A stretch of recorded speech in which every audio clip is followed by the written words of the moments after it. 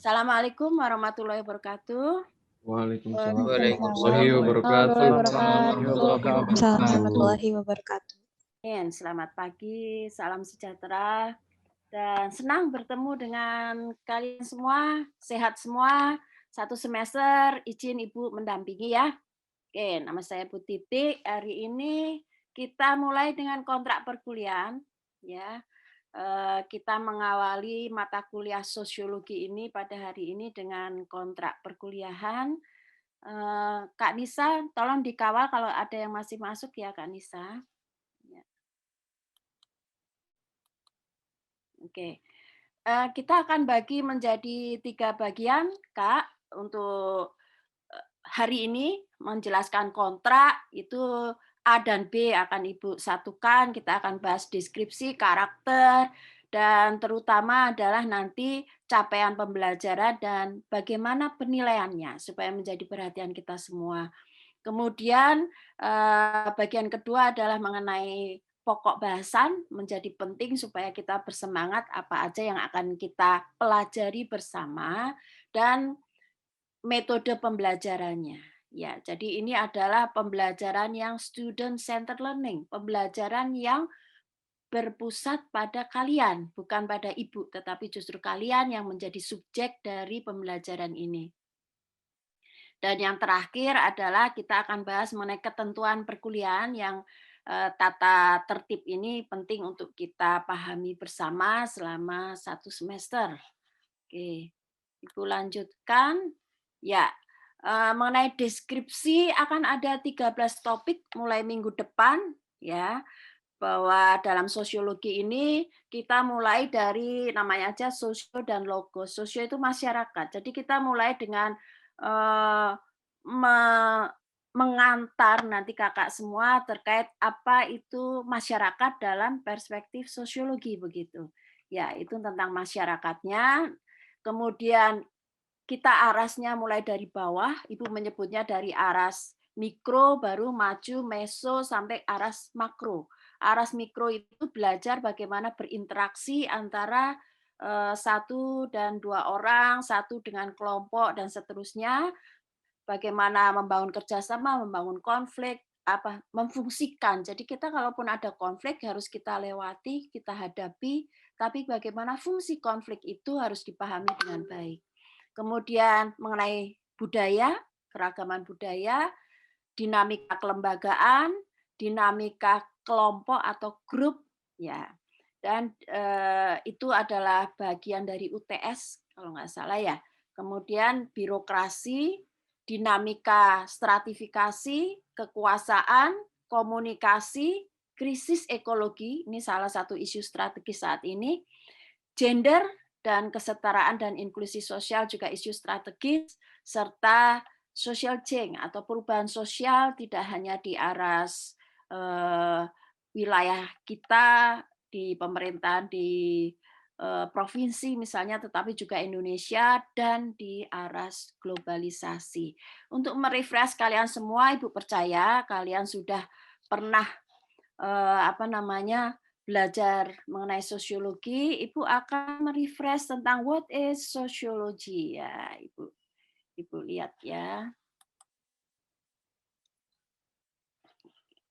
What is sociology? Oke. Terlihat, Kak? Terlihat ya? Terlihat nggak? Terlihat, Bu. Lihat, Bu. Kita merefresh kembali what is sociology. Think about these questions. Why do men tend to earn more money than women?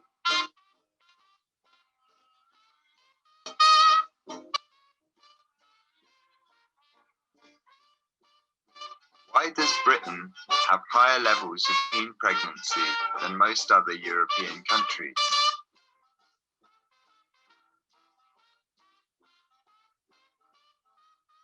Are we free, or do we follow the crowd? These are the kinds of questions that studying sociology can help us answer.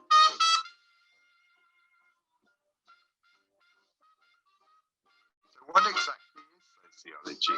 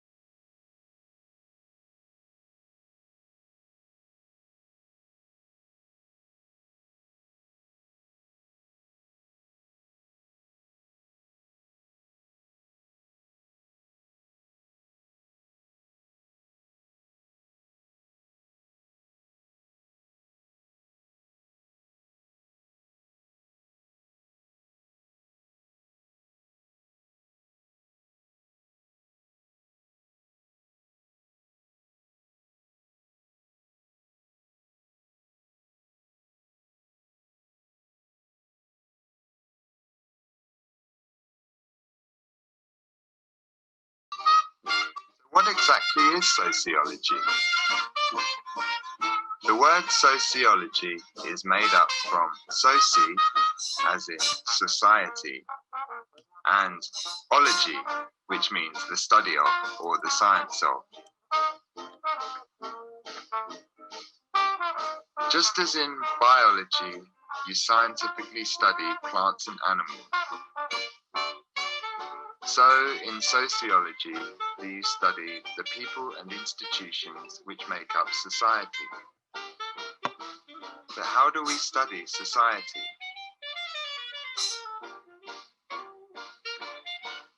We study society by looking at the various things which influence people's lives. What about you? What are the things you think influence your life? Maybe your family background, or your ethnicity, your social class, or your religion, maybe your gender. Which of these is most important? Have I missed any which are important to you? Sociologists are interested in all these things and investigate how they... Ya, jadi belajar sosiologi itu bukan hanya belajar Anda sebagai diri sendiri, atau kita sebut nanti ada istilahnya personal issue, tetapi belajar sosiologi itu belajar isu publik atau isu-isu masyarakat.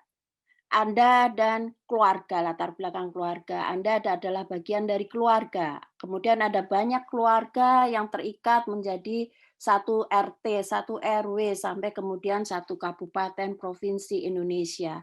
Anda belajar bagian dari etnisitas, bagian dari orang Jawa kah, orang Sunda kah, orang Bugis, orang Lampung, begitu, orang Papua.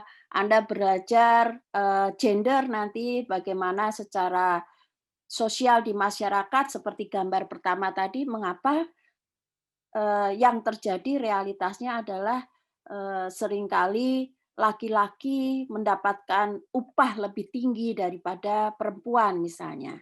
Basis religi, bagaimana kita dalam kehidupan keberagaman dan keagamaan, kemudian kelas antar pelapisan, stratifikasi, termasuk sebenarnya adalah nanti ketika Anda menjadi bagian dari satu kelas di sini, ada 120-an ya. Bagaimana Anda berjuang, belajar sosiologi di dalam kelas, itu boleh dipertanyakan. Itu isu persona atau isu publik, Bu? Ini isu bisa dibawa kepada isu masyarakat atau ini sebagai isu saya pribadi ketika berjuang di dalam kelas sosiologi, karena menurut Ibu sih hidup kita ini adalah setiap hari perjuangan begitu. Our lives. Studying sociology can help you think about the society you live in and how it affects your life. The society you live in. What kind of society do you live in? Do you think Britain is a good society? Is it sexist? Are people equal or unequal in terms of their money and wealth? Is there a problem with racism in our society? How big a part does tradition play in British life? Some sociologists write about what they think is wrong with our society, and some suggest ways to change it. You'll study some of them on this course. Do you recognize this man? He's Karl Marx. He said that the big problem with our society is that it is unequal and a small number of people control most of the power and wealth. Feminist sociologists say that our society is sexist, and solving this problem should be our priority. Studying sociology at A-level will introduce you to new and sometimes controversial ideas. Importantly, sociology can help you decide what kind of society you want to live in. Oke. But good sociologists Ya, jadi utamanya adalah sosiologi akan memberikan cara berpikir semua masyarakat seperti apa sebenarnya yang kita harapkan untuk kita bisa tinggal hidup dengan nyaman di bumi kita atau di dunia atau di Indonesia begitu atau di kampus IPB maupun di kelas Anda. Kalau kita anggap kelas ini adalah sebagai satu society, small society, seperti apa yang kita harapkan dalam berinteraksi, dalam berkelompok, dalam berorganisasi, bahkan dalam kalaupun ada kemudian pelapisan, kalaupun kemudian ada budaya, ada perubahan, seperti apa yang kita harapkan. Karena Ibu berharap kalianlah sebagai subjek, sebagai pelaku untuk melakukan perubahan gitu. Oke, itu pemancing awal terkait sosiologi. Ibu kembali ke topiknya. Ya.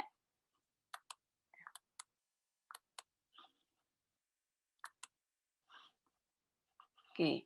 Karakter sosiologi ini di setcast karena ini adalah baru tahun pertama kita punya mata kuliah yang disebut sosiologi, dan memang sosiologi ini adalah mata kuliah yang mampu berdiri sendiri. Jadi memang ini dianggap mata kuliah yang mandiri di IPB, yang wajib bagi semua mahasiswa PPKU, dan kemudian menjadi prasyarat bagi mata kuliah lanjutan, khususnya untuk Departemen Sains Komunikasi Pengembangan Masyarakat FEMA IPB.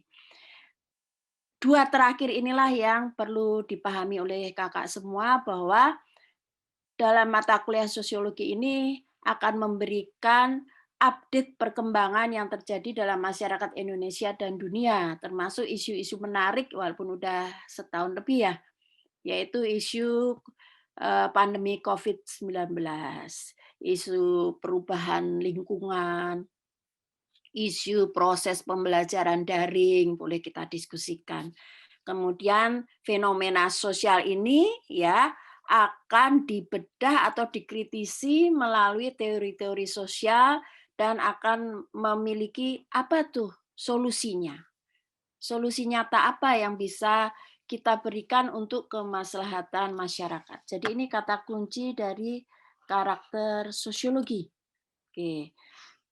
Dengan demikian, standar kompetensi ya selalu setiap mata kuliah diminta so what? Kompetensi apa yang diharapkan? Capaian pembelajaran apa yang diharapkan bagi mahasiswa sosiologi? Terutama bagi kalian yang baru 1 tahun ini ada masuk di IPB. Ya. Yang pertama adalah ya dari proses belajar ini maka muncul dari kakak semua adalah inquiring mind. Apa ya? Cara pikir yang selalu kritis, ingin cari tahu, ini kenapa ya? Ini kenapa ya? Jadi harus kritis untuk melihat ada apa di balik realitas yang kita lihat. Kemudian yang kedua adalah mampu mengembangkan bagaimana respect, menghargai bahwa ada beragam perspektif nilai, ada beragam perilaku dari pelaku-pelaku lainnya yang kita harus saling menghargai. Karena ada sikap, ada value yang harus dikembangkan untuk saling menghargai. Yang ketiga adalah membangun kesadaran dan pengertian bahwa Indonesia itu sangat beragam, kebinekaannya sangat tinggi, tetapi utamanya adalah bahwa kita harus menghargai semua budaya yang ada. Ketika menemukan misalnya pengalaman Ibu, di saudara Ibu di Papua itu masih ada yang hidupnya di atas pohon. It's true. Mereka masih tinggal di atas pohon.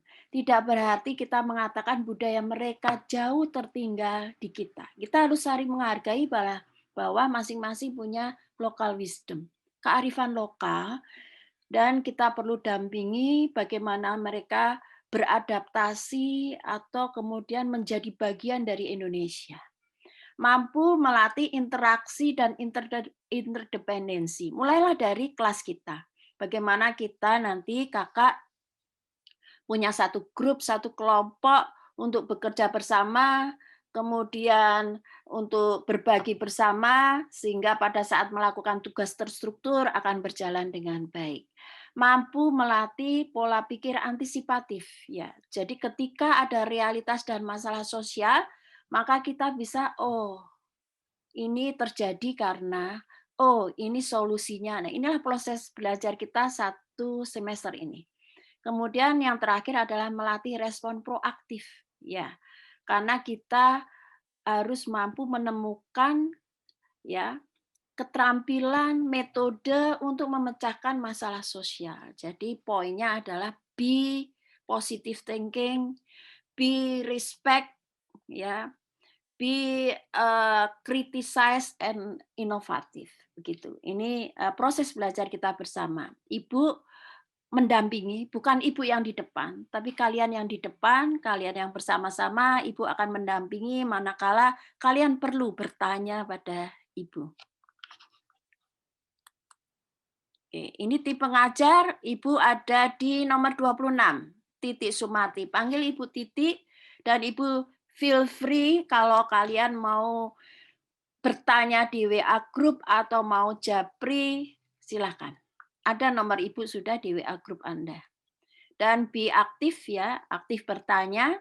Silakan bertanya melalui WA group atau melalui chatting ini. Oke, Ibu lanjut. Ini jadwal perkuliahan. Ini jadwal kuliahnya. Nanti PowerPoint akan di-share, Ibu tidak akan bacakan di sini. Yang jelas ada 13 kali pertemuan ke depan yang insya Allah Ibu akan dampingi. Yang penting diperhatikan paling kanan, Kak, penugasan. Karena setelah PB2, pokok bahasan mengenai interaksi, di hari itu kita juga akan ada kuis, biasanya di Sabtu, kalau nggak salah hari Sabtu, kuis untuk 2 topik, kemudian ada tugas struktur setelah ada pokok bahasan ketiga, setiap 1,5 semester atau sebelum UTS ada 2 tugas terstruktur, dan ada 2 kuis, ya, 2 kuis dan 2 tugas terstruktur. Demikian pula di UAS nanti ada 2 tugas terstruktur dan ada 2 kuis. Ya, ini tadi jadwal libur, mohon diperhatikan nanti bahwa libur akan diganti. Alhamdulillah kita nggak terkena libur, tapi detik-detik terakhir mungkin ini mau Lebaran ya. Senin 1 Juni 2021 kita ada libur, nggak tahu libur apa. Diganti nanti Selasa 15 Juni. Kalau yang lainnya kita relatif aman sampai minggu ke-12 itu aman. Tapi minggu PB12, minggu ke-13 itu kita 1 kali libur yang diganti hari Selasa 15 Juni. Oke. Ya, ini tentang penilaian, Kak, perlu diperhatikan. Ini berbeda dengan masa proses pembelajaran yang offline. Karena kita sedang berproses secara online, maka bobotnya itu akan lebih besar kepada aktivitas kakak sebagai student center learning. Jadi UTS hanya 30, UAS 30, bobot terbesar justru adalah aktivitas kalian semua, dalam tugas terstruktur 15%, dalam diskusi kelas, jadi mohon aktif bertanya, kalau tidak sempat ngomong, tulis saja di WA group, nanti Ibu akan catat bahwa kakak bertanya. Kemudian partisipasi kehadiran 10%. Dan ini standar nilai di IPB, ya, mencapai 80 itu sudah mendapatkan nilai A. Ya. Pesan Ibu,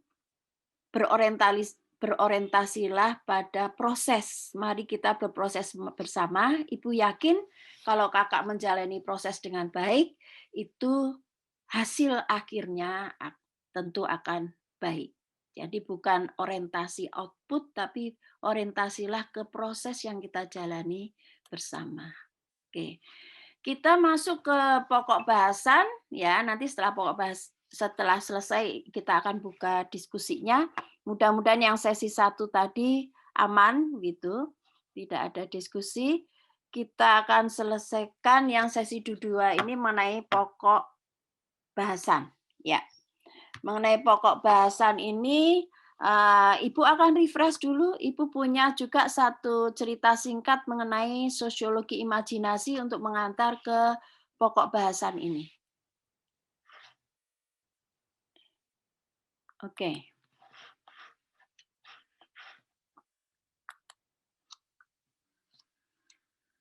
We all have imagination. It lets us be creative and envision life in a new way. But did you know that there is something called the sociological imagination? In sociology, to understand one's own self, we must understand the relationship between self and society.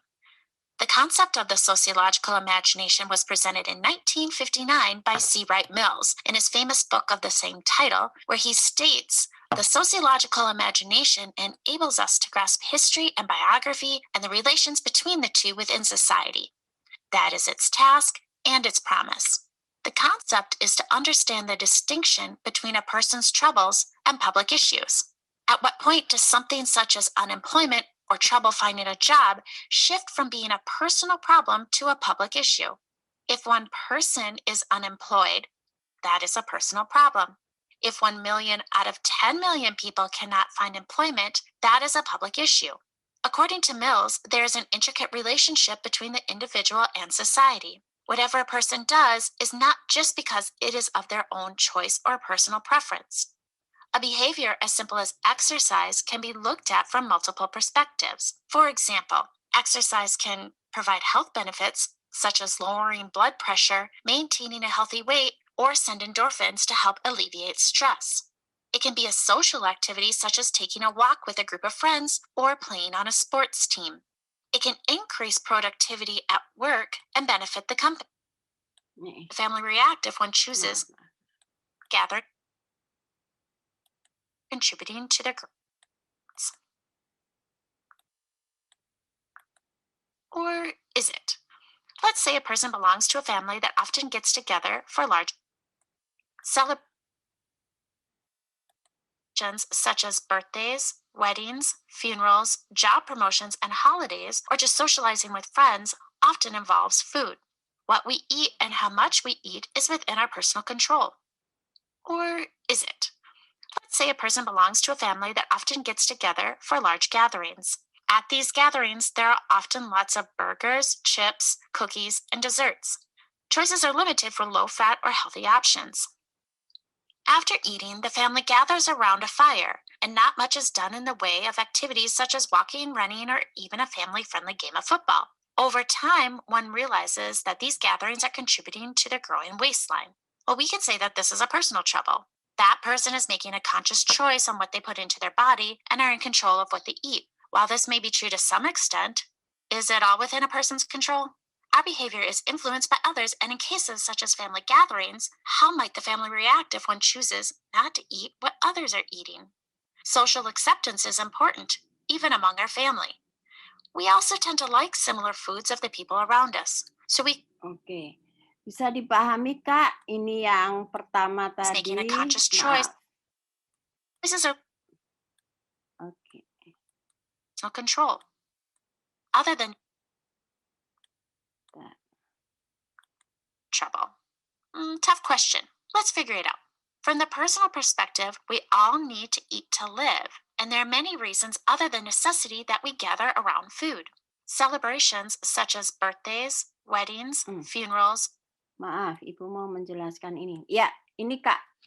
Jadi ini kalau olahraga pribadi, olahraga sendiri itu berarti personal issue karena ya membuat kita sehat, tekanan darahnya bagus gitu kan. Kita pola hidupnya sehat.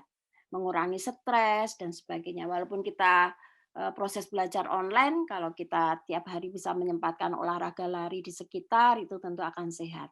Nah, bagaimana kalau kita melihat bahwa ini konteks public issue? Manakala kita melihat bahwa ketika kita olahraga bersama-sama di keliling perumahan begitu misalnya, kita dapat benefit sosial atau mungkin dengan teman-teman Anda bahwa kita berkenalan dengan kawan, jadi satu tim olahraga. Kemudian kalau kakak kuliah dengan produktivitasnya lebih baik, kemudian merasa lebih sehat, belajar lebih nyaman. Nah, itu udah mulai kalau ibu nyebutnya work benefits, berarti kakak studying benefits, keuntungan belajar bersama karena badan sehat, maka berpikir dengan baik. Apa ada community benefits? Ya, ada. Misalnya kita kemudian membangun komunitas yang sehat. Jadi di sini sosiologi imajinasi itu menggambarkan ini isu pribadi atau ini isu sosial masyarakat, bahwa kalau kita bicara masyarakat adalah ketika kita tadi contoh yang makan makan sendiri ya itu urusan pribadi. Tapi apa betul bahwa makan itu hanya urusan pribadi?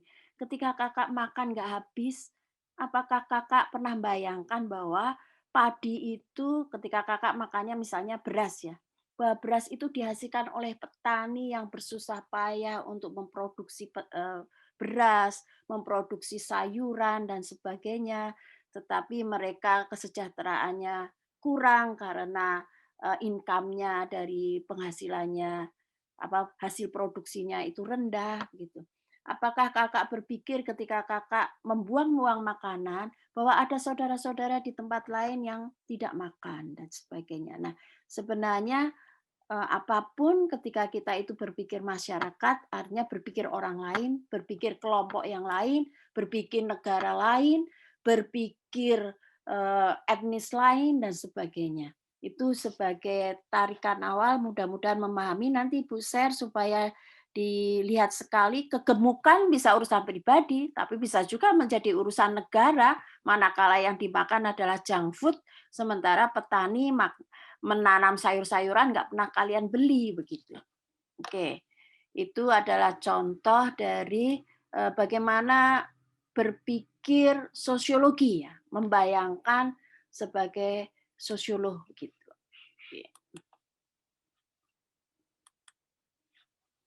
Nah, di mata kuliah ini nanti kita punya 13 topik, ini isinya kira-kira ada terkait fenomena saat ini, perubahan sosial yang terjadi dalam masyarakat, kemudian dalam interaksi nanti bagaimana proses interaksi, apakah jadi kerjasama atau konflik, dalam masyarakat, dalam struktur, seperti apa ya struktur sosial saat ini, pelapisannya, apakah masih berdasarkan kekayaan, ada orang miskin, orang menengah, orang kaya, dan top, gitu. Kemudian ada keragaman budaya. Ini 4 topik awal yang betul-betul mengantar nanti bahwa belajar sosiologi itu terutama adalah dimulai dari bagaimana kita menjadi bagian dari satu masyarakat. Nah, kemudian episode kedua adalah bagaimana kemudian kita sudah sadar bagian dari masyarakat, seperti apa ya aturan mainnya, itu adalah belajar kelembagaan. Aturan-aturan main seperti apa yang ada dari mulai tingkat RT yang dibangun oleh budaya setempat atau yang diintroduksi atau diperkenalkan oleh pemerintah. Itu bicara kelembagaan. Kemudian kelompok, apakah kakak berkelompok-kelompok belajar atau kelompok sesama pecinta olahraga bola voli misalnya, sampai kemudian kelompok-kelompok di dalam aktivitas kemahasiswaan. Kalau itu kemudian sudah menjadi resmi, ada badan hukumnya, ada organisasi yang besar, kita akan belajar birokrasi. Arahnya terutama nanti belajar birokrasi ada belajar bagaimana pengelolaan di tingkat pemerintahan dan kemudian muncul isu korupsi. Akhir-akhir ini ada muncul isu korupsi. Di bagian 8 ini ada dinamika mobilitas, ya, bagaimana meningkatkan, kalau istilah kakak itu kan di medsos itu pansos ya, panjat sosial begitu misalnya. Kemudian ada kekuasaan dan wewenang, itu ada tipe kepemimpinan, itu akan muncul di situ. 3 topik terakhir ini adalah 4 topik terakhir adalah bagaimana isu kekinian, ya, isu komunikasi terutama ada digital, ya, digital communication, ada isu gender dan inklusi sosial, ada krisis ekologi, dan dibalut semuanya menjadi social change. Jadi memang belajar sosiologi itu sebenarnya adalah memahami bagaimana perubahan sosial di dalam masyarakat yang dipahami mulai dari paling rendah, paling mikro, sederhana adalah interaksi antar orang.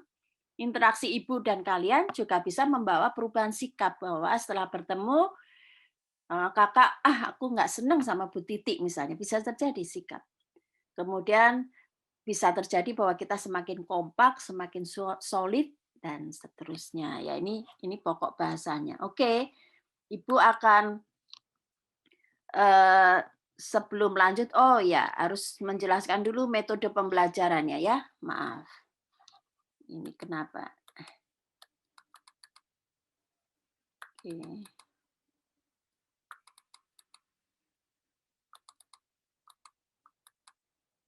Jadi mundur lagi.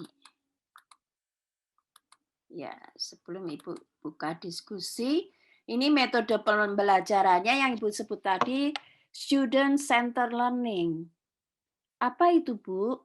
Student centered learning itu adalah proses bagaimana pembelajaran, pengetahuan itu adalah konstruksi, bentukan dari proses belajar seseorang. Dalam hal ini adalah kalian. Bagaimana kalian akan menghasilkan atau membentuk ya proses belajar. Itu adalah pengetahuan. Yang kedua adalah belajar. Belajarnya adalah bukan lagi pasif menerima dari ibu, tetapi justru kalian yang mencari dan mengkonstruksi pengetahuan aktif dan spesifik. Dan ibu yakin sebenarnya kalian itu lebih pandai dari ibu, karena kalian menjelajah dunia maya dengan luar biasa. Terus tugas ibu apa? So what dong kalau kami lebih pandai? Berarti ibu nggak perlu gitu. Oke, tugas ibu adalah mendampingi kalian untuk kemudian menyampaikan kalau kakak belajar ini loh tekanan-tekanan pentingnya, ini loh apa ya landasan-landasannya, ini loh tiang-tiang yang harus dipegang begitu. Jadi kalian belajar luar biasa, ibu akan menyampaikan ini pegangan-pegangannya begitu. Oke, yang terakhir adalah dalam proses belajar ini yang justru subjeknya adalah mahasiswa, maka mahasiswa penting berpartisipasi. Jadi tugas ibu adalah proses belajar bagaimana berstrategi agar mahasiswa mampu belajar, mampu mengkonstruksi pengetahuan, dan mampu kemudian mencari inovasi, kreatif, dan solusi dari hasil proses belajar. Inilah yang disebut student centered learning. Berharap 1 semester kita bisa melakukan ini. Ya. Oke, bagaimana ini dipraktekkan? Ini sudah agak Ibu ulang bahwa sekarang bukan lagi dosen yang berpusat, tetapi mahasiswa yang utama. Nah, ini bagaimana diterapkan di dalam mata kuliah sosiologi ini? Ada 2 hal penting yang perlu diperhatikan. Yang pertama adalah tugas terstruktur. Tugas struktur ini membangun kebersamaan di antara kalian. Ini akan 2 kali. Intinya adalah bagaimana kakak berlatih memahami teknis ujian, jadi sebelum ujian, dan materi perkuliahan dan mengevaluasi kemampuan mahasiswa. Nanti akan ada satu bacaan karena ini online, mungkin bukan bacaan tapi mungkin ada video pembelajaran, kakak bersama mengkritisi, kemudian menjawab pertanyaan, dan kemudian menyampaikan ke kami bahwa untuk kasus ini seperti ini solusinya. Untuk kasus ini seperti ini solusinya. Itu adalah tugas terstruktur. Ya, akan dilakukan 2 kali setiap UTS dan UAS. Ya, ini tugasnya nanti bisa dibaca ya, karena semuanya akan ada di-upload di IPB Course ya.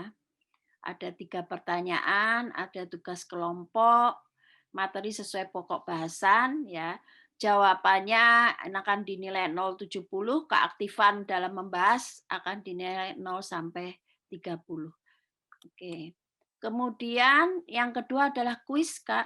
Kuis ini diselenggarakan ya dengan fasilitas course ya untuk mendorong mahasiswa bagaimana berpikir cepat dan tepat ya. Dan utamanya adalah yang kami nilai betul adalah bagaimana persiapan dan menunjukkan bagaimana bekerja mandiri dan jujur. Ini paling penting. Harus mandiri dan jujur ya. Kompetensinya itu tuntutan keterampilan dalam pembelajaran saat ini ya, bukan hanya definisi tapi bagaimana kemudian mempraktekkan konsep-konsepnya dalam kasus-kasus yang ada, kemudian mengidentifikasi setiap konsep yang ada, bukan hanya mendefinisikan. Jadi berpikir kritis dalam memahami fakta sosial dan mampu menemukan, maaf ini salah ketik, ide kritis dalam tindakan yang dipilih. Ini ada kuis juga 2 kali sebelum UTS dan 2 kali setelah UTS. Ya. Dilaksanakan dalam jadwal, biasanya pada hari Sabtu kalau nggak salah. Jumlah soal 5-10 bisa dipelajari. Waktu pengerjaan pada malam hari. Oh, setelah selesai perkuliahan kalau nggak salah. Pukul 19.30 sampai 21. Nanti akan diumumkan setiap kali akan ada kuis gitu. Ya, ini cara mengakses materi di http new LMS IPB ACID ya. Ada caranya. Ini buku rujukannya. Oke, nanti bisa dibaca. Ini mata kuliah ini 50 menit ya. Sampai 11.40. Oh iya. 2 kali 100 menit ya. Sebelum perkuliahan sudah ada di media, maaf. Sudah ada di media online course, bisa dipelajari sebelum kuliah ya, semuanya sudah ada. Akan ada yang berupa video, PowerPoint bernarasi. Pada saat kuliah itu dirancang nanti mulai minggu depan ya, itu biasanya fakta sosial dulu supaya semua belajar kritis, ada satu fakta sosial, fenomenanya, mungkin dalam bentuk video atau kasus bahan bacaan ya. Itu kemudian kita pelajari bersama, kemudian 40 menit berikutnya adalah konsep-konsepnya, bisa juga sudah berupa PowerPoint bernarasi. Kemudian yang terakhir diskusi refleksi. Diskusinya ini bisa mendiskusikan fakta sosial tadi, tapi juga bisa mendiskusikan kalau memang ada tugas terstruktur. Jadi kakak akan membuat tugas struktur, kemudian didiskusikan di arena 40 menit terakhir ini. Akan ada diskusi terkait tugas terstruktur. Jadi ada 3 bagian setiap kali perkuliahan mulai minggu depan.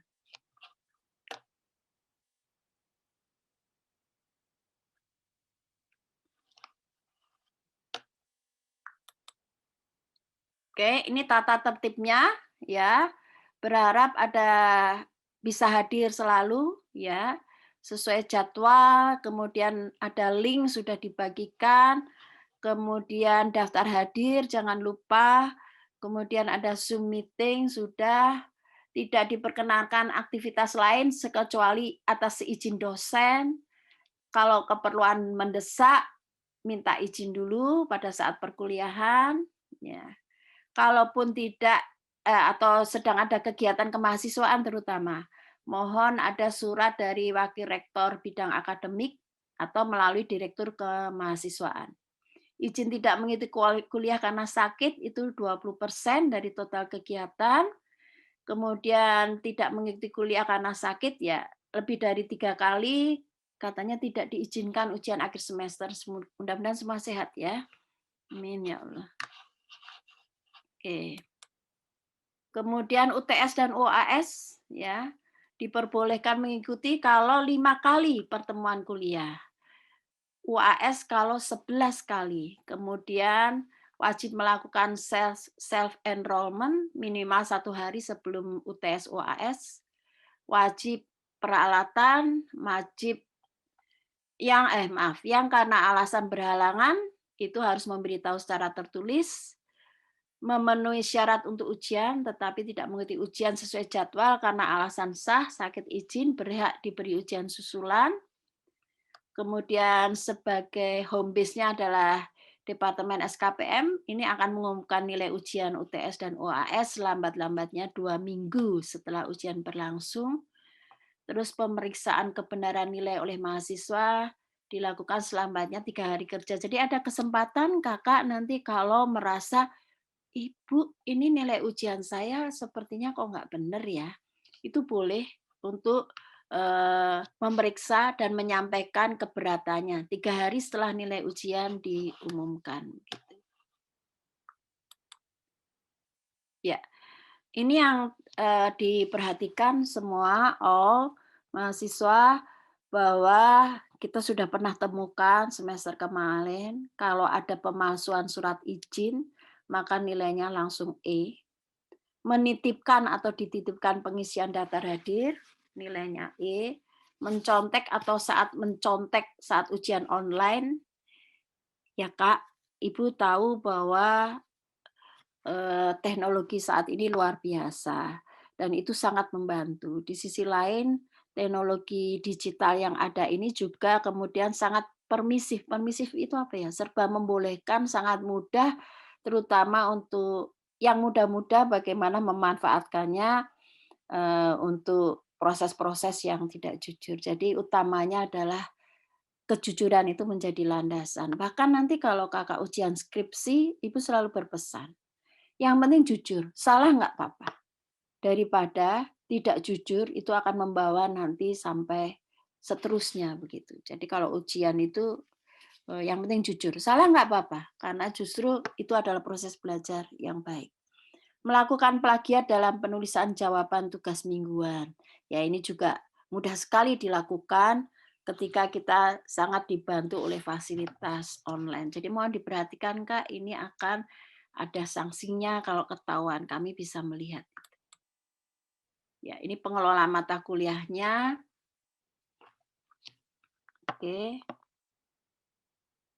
Masih ada 20 menit.